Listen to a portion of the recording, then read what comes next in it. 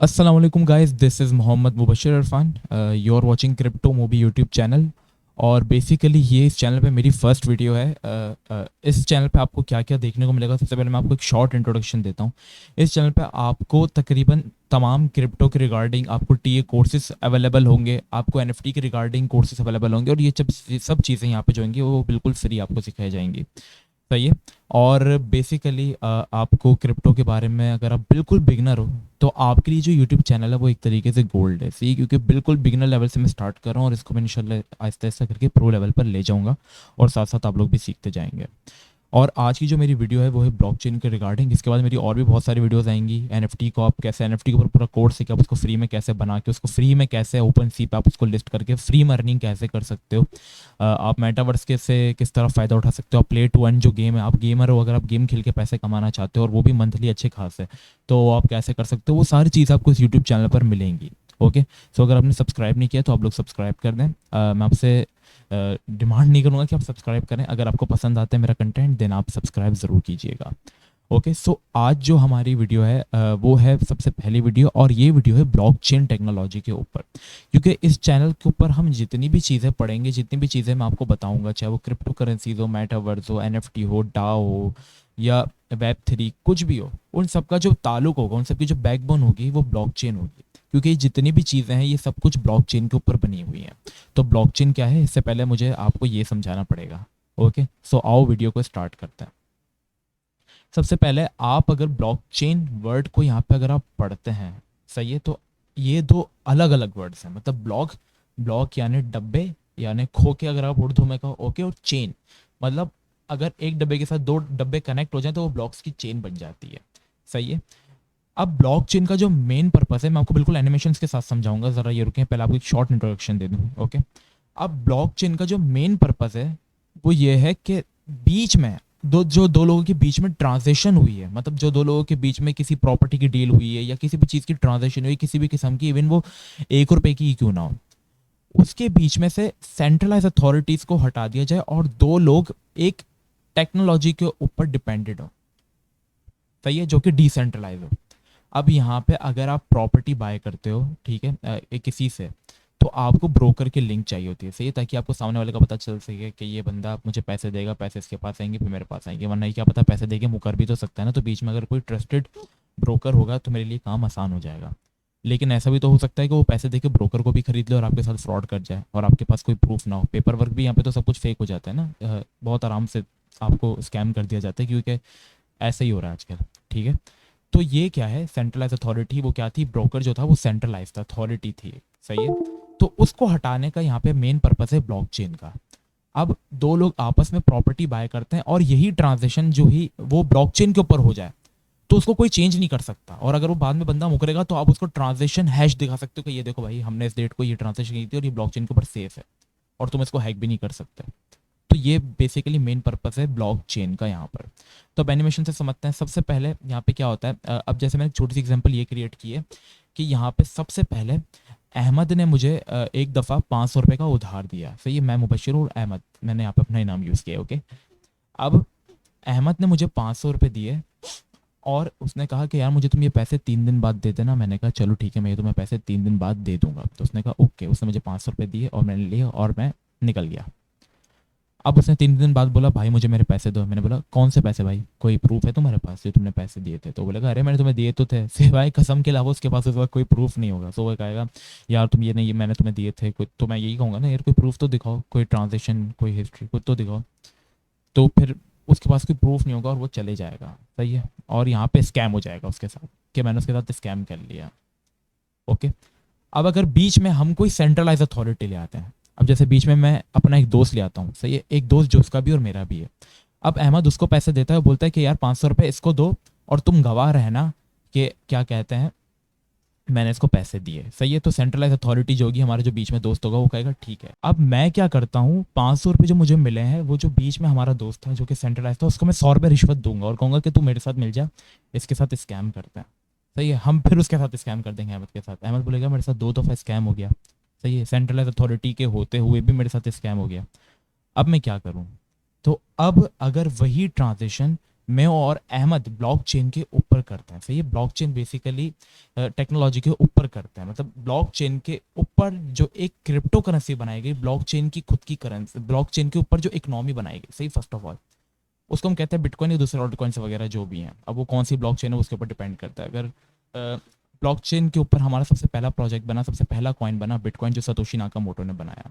Okay, अब हम उस कॉइन की रियल वैल्यू में अगर हम ट्रांजेक्शन करते हैं, जैसे अहमद ने मुझे 0.01 बिटकॉइन ट्रांसफर किया जिसकी भी वैल्यू $500 को $600 है। सही है, अहमद ने मुझे ये पैसे जब ट्रांसफर किए तो एक ब्लॉक बनेगा। सही है, जब उसने मेरे वॉलेट से अपने अपने वॉलेट से मेरे वॉलेट में ट्रांसफर किए थ्रू बाइनेंस या किसी के भी जरिए, और उसने मुझे बाइनेंस के जरिए या अपने वॉलेट के जरिए मुझे उधार दिया। सही है, डिसेंट्रलाइज वॉलेट के जरिए या सेंट्रलाइज वॉलेट के जरिए उसने मुझे बिटकॉइन में उधार दिया। तो जब वो मुझे बिटकॉइन में उधार देगा तो एक ट्रांजेक्शन हमारी सेव हो जाएगी कि अहमद ने मुझे 0.01 बिटकॉइन ट्रांसफर किए मुबशर के पास।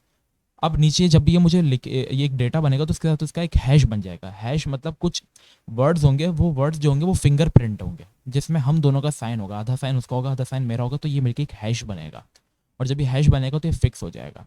अब यहाँ पे एक नीचे लिखा हुआ है प्रीवियस हैश, मतलब प्रीवियस ब्लॉक का हैश, और अभी कोई ब्लॉक नहीं है क्योंकि ब्लॉक नंबर 1 है तो इसका हैश प्रीवियस हैश 00 होगा। अब ये यहाँ पे एक सेव हो गया।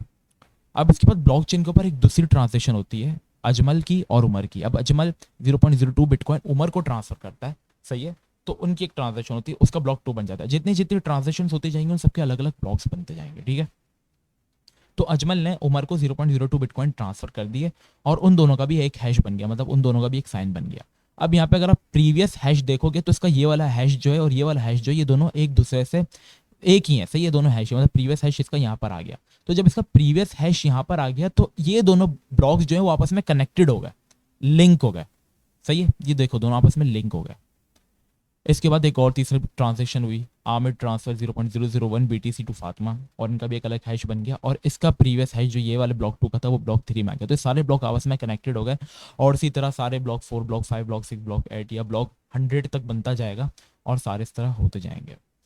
अब बेसिकली देखो सबके प्रीवियस हैश दूसरे से मिलते हैं। अब बेसिकली मैंने एक हैकर अरेंज किया और मैंने कहा कि यार ये जो ट्रांजेक्शन हुई हुई है इसको चेंज कर दो, कि अहमद ट्रांसफर 0.01 BTC इसको चेंज कर दो और कुछ और कर दो, और मुझे इसके साथ स्कैम करना है अगेन। ठीक है, तो जब हैकर उसको चेंज करने की कोशिश करेगा डेटा को, तो जब वो डेटा चेंज करेगा तो यहाँ पे हैश भी चेंज हो जाएगा। सही है, जब वो हैश चेंज होगा तो जो हैश होगा वो आगे जो कंटिन्यूसली ब्लॉक चल रहा होगा उसके प्रीवियस हैश से मैच नहीं करेगा, वो भी चेंज हो जाएगा। तो ब्लॉक यहाँ पे एरर हो जाएंगे और उसी वक्त वो हैकर है जो वो निकल जाएगा। अगर उसको ब्लॉक 1 हैक करना है तो उसको सारे ब्लॉक्स को हैक करना पड़ेगा।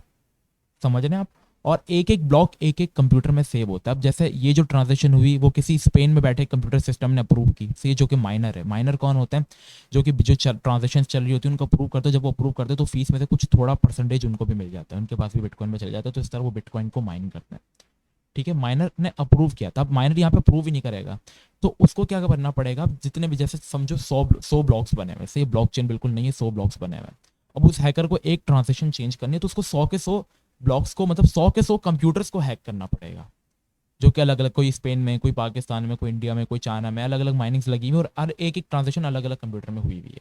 ठीक है, तो उसको उन तमाम ब्लॉक्स को हैक करना पड़ेगा और एक ही वक्त के अंदर, सही है, 100 कंप्यूटर्स को एक साथ हैक करना नामुमकिन है। तो इसी वजह से ये चीज़ सिक्योर हो जाती है और ये ट्रांजेक्शन कभी हटेगी नहीं। तो अब मैं अहमद के साथ स्कैम नहीं कर सकता। सही है, तो ये 2 बॉक्स जो होंगे वो इनवैलिड हो जाएंगे और हैकर खुद ही यहाँ से रिमूव हो जाएगा। अब मैंने यहाँ पे एक डेमो बनाया ब्लॉकचेन का। यहाँ पे अगर आप देखो तो बेसिकली एक ब्लॉकचेन है, सही, जैसा भी मैंने आपको समझाया वैसा ही है। नॉन्स को इग्नोर करो, ये ब्लॉक 1, ब्लॉक 2, ब्लॉक 3। अब एक डेटा बना। अब देखें, अब जब मैं डेटा यहाँ पे लिखूंगा ना तो यहाँ पे हैश चेंज होता जाएगा। ये जो हैश नीचे आ रहा है ना, प्रीवियस हैश देखो 0 है इसका भी क्योंकि ब्लॉक 1 है। ओके, तो यहाँ पे एक हैश चेंज होता जाएगा। मैं यहाँ पे जैसे ए भी लिखता हूँ तो देखो हैश चेंज हुआ, और जब ये हैश चेंज हुआ तो इसका इम्पैक्ट आगे वाले ब्लॉक 2 पे पड़ा और ब्लॉक 2 का जो हैश बना वो ब्लॉक 3 में आ गया। अब ए टू बी, सही है, एक ट्रांजेक्शन हुई ए टू बी, तो यहाँ पे इनका एक हैश बन गया। अब इसको माइनर ने यहाँ पे माइन किया। जब वो माइन करेगा तो यहाँ पे थोड़ा सा टाइम लगेगा। बेसिकली ये ब्लॉकचेन का एक डेमो है। ये माइन हुआ, ये ब्लॉक बॉक्स का कलर देखें 2 बॉक्स से अलग हो गया, ये ट्रांजेक्शन ठीक है। अब इसका जो हैश है, जो इसका हैश बना वो यहाँ पे आगे वाले हैश में आ गया, प्रीवियस हैश। सही है, अब दूसरी ट्रांजेक्शन हुई बी टू सी के दरमियान एक ट्रांजेक्शन हुई और इसको भी देखा कि हाँ ठीक है, माइनर्स ने जो अलग अलग कंप्यूटर सिस्टम पे माइनिंग कर रहे हैं उन्होंने यहाँ पे अप्रूव किया।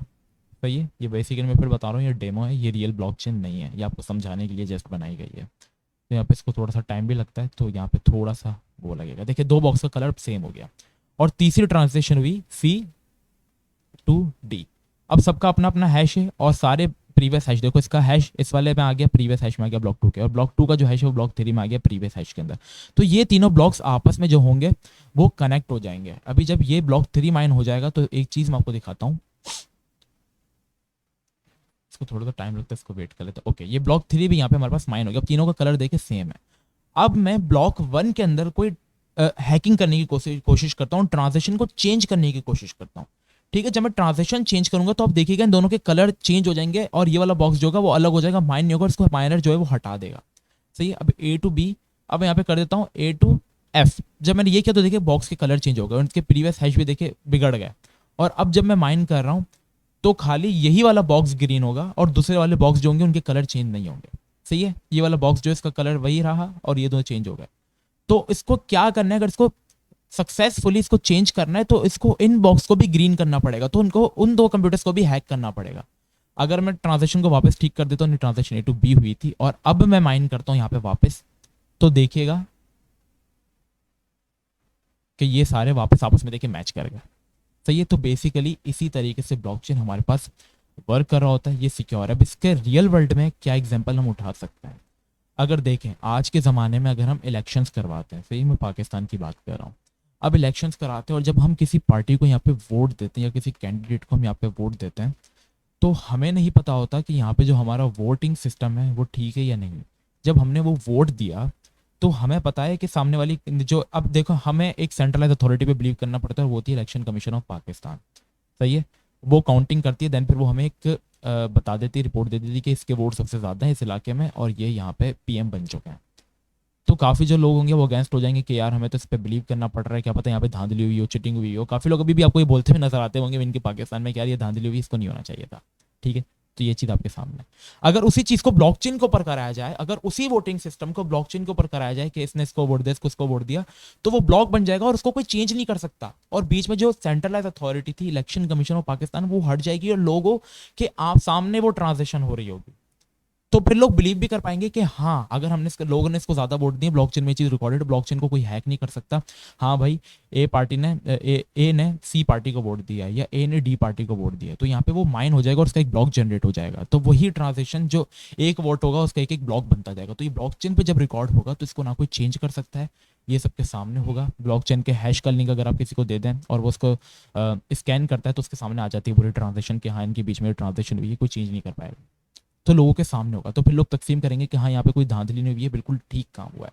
तो देखिए ब्लॉकचेन का अब यहाँ पे आखिर में आपके पास आ ही गया मुद्दा कि ब्लॉकचेन का मेन मकसद ही यही था कि सेंट्रलाइज अथॉरिटी थी वो हट जाए और डिसेंट्रलाइज हो जाए, मतलब लोग अपने ओनर खुद हों, अपनी ट्रांजेक्शन को लोग खुद देख पाए, लोग अपने आप के मालिक हों। तो बेसिकली यही मकसद था ब्लॉकचेन का, और क्रिप्टो करेंसी भी इसके ऊपर ही बनी हुई है, तभी हमारी ट्रांजेक्शन सिक्योर होती हैं और आने वाले वर्ल्ड मतलब फ्यूचर के अंदर दुनिया इस चीज़ को फॉलो करेगी। तो बस आज के लिए इतना ही रिगार्डिंग ब्लॉकचेन क्या है। ब्लॉकचेन आपको मैंने बिल्कुल बेसिक लेवल से बिल्कुल एकदम अच्छे तरीके से समझा दिया। अगर अब आपसे कोई पूछता है कि ब्लॉकचेन क्या है तो आप कतराओगे नहीं, आप उसको मुंह पे जवाब दे सकोगे कि यार ये ब्लॉकचेन है, ये इस तरीके से काम करता है, हैश क्या होता है, प्रीवियस हैश क्या होता है, ट्रांजेक्शन कैसे होती है, डिसेंट्रलाइज अथॉरिटीज़ बीच में से कैसे हट जाएंगे। अब उसको इलेक्शन की मिसाल दोगे तो वो सामने वाला कहेगा नहीं यार इसको नॉलेज है। अब आके कोई आपके सामने बिला वजह कोई सिग्नल दिए जा रहे हैं ना कि यार इसको फॉलो करो, इसको फॉलो करो, तो आप उससे पूछो भाई तू क्या जानता है इस चीज़ के बारे में, तो मुझे ये तो बताओ। अगर वो सामने वाला बंदा जवाब दे देता कि नहीं यार ये चीज़ है, उसको पूरी नॉलेज है, तो उस पर सामने वाला यकीन भी करेगा। तो इसी तरह आपके ऊपर लोग यकीन करेंगे। जब सिग्नल्स फॉलो करना मकसद नहीं बनाओ, साथ साथ इस चीज़ को सीखो, क्योंकि अगर आप इस चीज़ को सीखोगे तो आपकी इन फ्यूचर डिमांड होगी, आप लोगों को सिखा सकते हो, आपके पास इल्म होगा। और हमारे प्यारे नबी ने फरमाया कि अगर इल्म सीखो, इल्म सीखने के लिए चाहे तो मैं चीन ही क्यों ना जाना पड़े, तो इल्म ज़रूर सीखो चाहे वो किसी भी चीज़ का हो। तो यहाँ पे आप बेसिकली इसको लेके साथ साथ चलते रहो और इसको एक हॉबी मतलब एक इसको मेन काम मत बना लो। हाँ अगर आपके पास कोई दूसरा काम नहीं और उस काम में आपको बहुत अच्छा फ़ायदा हो रहा है, या आपने कोई अपना ग्रुप ओपन कर लिया, या आपने अपनी खुद की कोई ब्लॉकचेन बना ली, खुद का कोई कॉइन बना लिया है, तो आप यहाँ पे फुल टाइम इस चीज़ को दे सकते हो। तो इस चीज़ की आप नॉलेज रखें और इंशाल्लाह साथ साथ मैं आपको बिल्कुल बिगनर लेवल से प्रो लेवल पे आपको सिखाता जाऊँगा। तो बस आज के लिए इतना ही, मिलते हैं नेक्स्ट वीडियो में, जब तक के लिए आप सब अपना बहुत ही ख्याल रखिएगा। अस्सलाम वालेकुम व रहमतुल्लाह।